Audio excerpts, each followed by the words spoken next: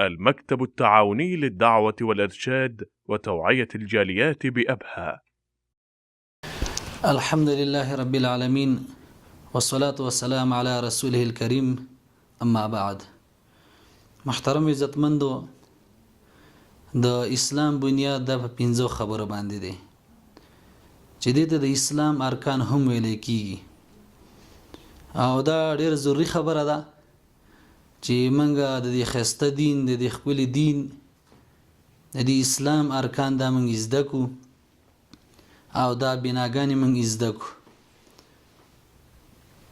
د عمر بن الخطاب رضی الله تعالی عنہ روایت دی،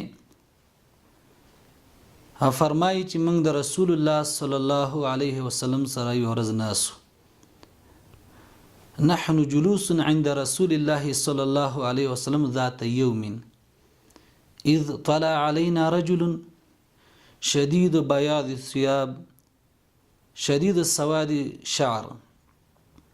عمر بن الخطاب رضی الله تعالی عنہ فرمایي وای موږ د رسول الله صلی الله علیه وسلم سره ناسو، نو یو سړی راغی چې تک سپینې کپړې اغوستلې وي او تک تور یختیو، او د رسول الله صلی الله علیه وسلم مخې ته کېناست او د خپل زنګنانې دغه د زنګنانو سره یو ځای کړه او به تپوس وکړو، ویل یا محمد اخبرني عن الاسلام، ای محمد صلی الله علیه وسلم د اسلام په باره کې راته خبر راکا. نو نبی صلی الله علیه وسلم ورته په جواب کې د اسلام خبر ورکو او د اسلام ارکان ورته ذکر کړه. الاسلام ان تشهد ان لا اله الا الله وان محمد رسول الله. دا اولی رکن دی د اسلام چې رسول الله صلی الله علیه وسلم ورته دا ذکر کو. اسلام دا دی چې ته دا اقرار وکي په جبه او په زړه سره چې الله رب العالمین دا معبود بر حق دی، د الله سره څوک شریک نشته دی، د عبادت لایق دا صرف الله رب العالمین دی، او محمد صلی الله علیه وسلم دا د الله رب العالمین رسول دی. محترم عزتمندو،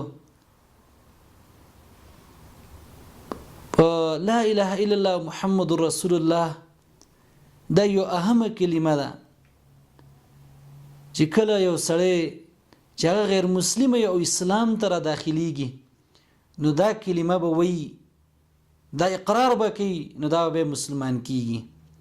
دی اوله جمله کې توحید ذکر دی چې الله رب العالمین دا یو ذات دی، د الله سره څوک شریک نشته دی، معبود بر حق دی. او دویمه جمله کې رسالت ذکر دی چې رسول الله صلی الله علیه وسلم دا د الله رب العالمین رښتینی رسول او پیغمبر دی.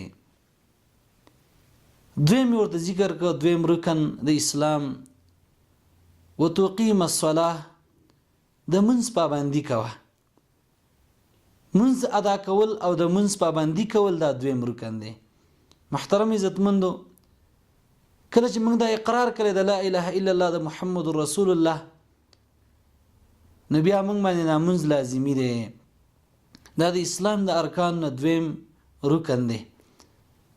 او محترم عزتمندو، د دې اجر او ثواب ډیر زیات دی.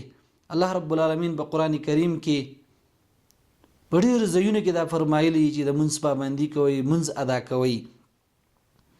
او نبی صلی الله علیه وسلم هغه فرمایلی دي چې کله یو سړی منځ نه کوي او دته هیڅ عذر نشته، قصدن دا منځ پریدي، دا د اسلام د دایرین خارجيږي. حتی چې نبی صلی الله علیه وسلم فرمایي او خپل بچو ته د منځ حکم کوي کله چې هغه وو کال ته ورسیږي، خپل بچو د تربیت ورکوي په منځ سره. نو دا منځ دا دویم رکن دی او دا اهم رکن دی. او درې مې ورته فرمایل چې زکات ورکوه. نو محترم عزتمند، زکات ورکول دا د اسلام دریم رکن دی چې کله د سړي سره نصاب ورسي او هغه د هغې نه زکات وباسي. او څلورم یې ورته وفرمایل وتصوم رمضان، د رمضان د میاشتې روژه نیسه. د رمضان د میاشتې روژه نیول دا د اسلام څلورم رکن دی او دا هم ډېر اجر لري. حدیث کې راځي نبی صلی الله علیه وسلم فرمایي من صام رمضان ایمانا واحتسابا غفر له ما تقدم من ذنبه. نبی علیه الصلاة والسلام فرمایي چې کله سړی د رمضان د میاشتې روژه ونیسي د ایمان د وجې نه او د ثواب په نیت باندې، الله رب العالمین د مخکینی ټول ګناهونه معاف کوي. او پنځم یې ورته وفرمایل وتحج البيت ان استطعت الیه سبیلا، او د بیت الله حج کول چې کله د سړي استطاعت او طاقتي. دا پنځم رکن دی د اسلام. نو محترم عزتمندو، زمونږ د دې ښایسته دین د اسلام 5 ارکان دي.